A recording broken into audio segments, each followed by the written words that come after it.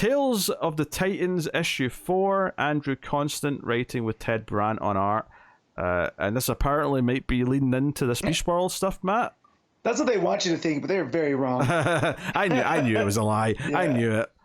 So, and it's not bad, though. I just, going into it, it is a good Beast Boy story, and it deals with, the trauma that he got during Dark Crisis of being shot by Slade.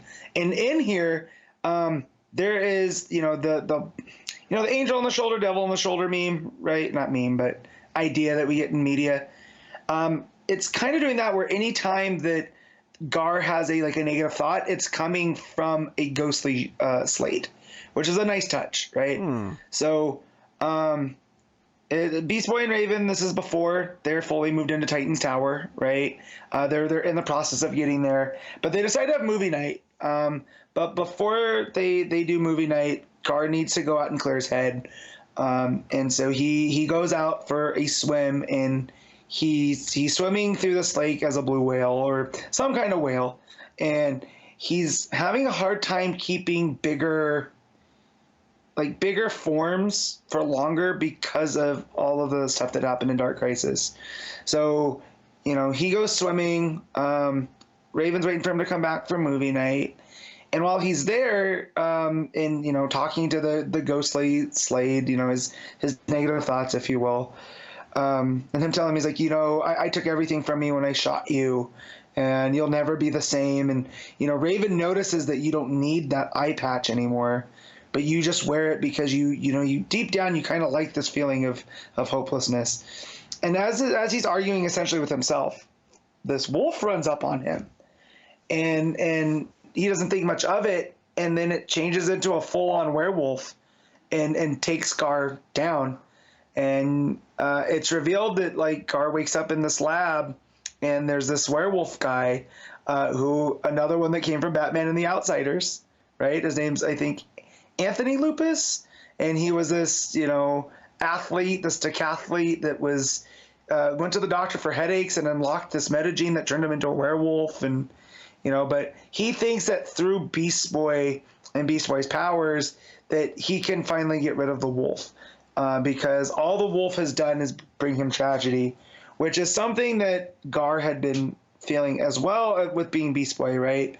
And, anytime he has these negative thoughts, these people from his past pop up. So, it was, the doctor that from which he got his powers from, telling him that he'll never amount to anything. And then, his dad, who I guess treated him badly, which I need to get re-familiar with Gar's origins, because I remember what's her name from Doom Patrol raising him at one point, right? Rita and someone else, right? But so it's all these people in his life down talking him, and the werewolf guy Lupus hits him with this gas that prevents him from being able to change, whereas Slade's like, nah, there's nothing can stop you. You're Beast Boy. You're stopping you. He's like, basically, buck up, prove everybody else wrong, that you're not just this funny, happy, guy. Prove that you're not this hopeless person, that you are Beast Boy, that you are more powerful than you give yourself credit for, And so he eventually, transforms and ends up taking out the werewolf. And that's where you get a lot of the tragedy that has become with the werewolf, is that, he changed and killed his niece when he was looking for a cure. So he's trying to get rid of it. But as Beast Boy's fighting this werewolf, it's made clear that the wolf is kind of more in control than the guy. And it takes on this massive, horrific wolf form. And that's eventually who Beast Boy has to fight. So by the end of the night, right, he gets back home, and Raven's like, oh, I was getting worried about you. You are who, you're still who I love. And he's like, yeah, but something's not sitting well with me about this Lupus guy. He didn't have to do a lot of the stuff he did, and he still deserves a chance at, redemption. And I guess a lot of people do. And then that's where it ends. So I was kind of thinking as I was reading, this was going to have to do with, you know, whatever experiment the Wolf was pulling out of Beast Boy, that's what's going to lead to the Beast World stuff. But, you know, kind of nothing. It's just, you know, Beast Boy coming to terms with what Deathstroke had done to him, and basically, you know, him getting back to being his old self. And giving Andrew Constant some credit for characterization is this very much feels like the Beast Boy that we got in the Power Girl special, you know, that went to them for the therapy, and almost as a bridge to the Beast Boy that we're getting in Tom Taylor's Titans, to where I can very much see after this issue why Beast Boy wants to go back to Borneo, right, and replant those forests.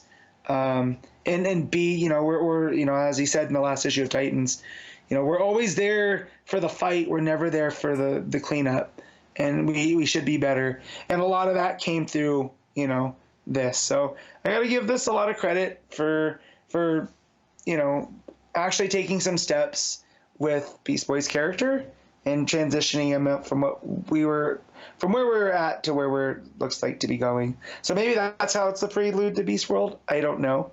But yeah, I really enjoyed it. The art's pretty good. You know, a lot like a lot of these, you know, specials. It's a lot of art. So a lot of the fight scenes, you know, they take up bigger pages to almost to fill and stuff, because the book is bigger. But yeah, it's a fun read. I would definitely put it in out of all four of these. It's probably number 2, right behind the Starfire one. I don't know if I talked about the Donna Troy one on here, but that one was easily the weakest. Okay. But the Raven one was pretty much in the middle. But yeah, it's a real fun story. So I'll give this a 7.5.